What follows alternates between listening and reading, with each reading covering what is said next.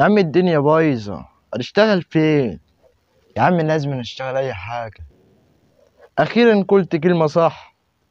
طول عمري أقول كلمة صح على فكرة يعني. ماشي يا عم سلام. يا ابني ساعد أبوك. يا عم أنا عمال أساعد على آخري أهو. فكر في حلم. احلم حلم كبير جميل. أحلم. أحلم إيه يعني؟ أي حاجة. حلمك هيوصلك لبعيد.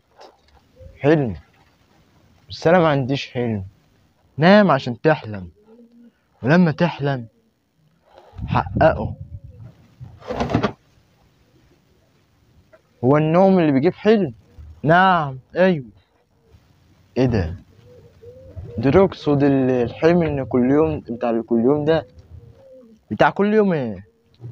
حلم وانا نايم، ببقى ماشي على الطريق وكده عادي يعني. حلم كل يوم. طريق ايه وبتاع ايه؟ انت فاهم غلط. غلط ايه؟ بص، الحلم بيحول للشخص اخر. ماشي يا سعيد، بس انا هحاول احلم. ماشي، انا معاك. ربنا يخليك ليا يا صاحبي. ربنا يخليك ليا، مش عارف من غيرك كنت عملت ايه. حبيبي ما كنت غير هتعمل ايه انا طبعا.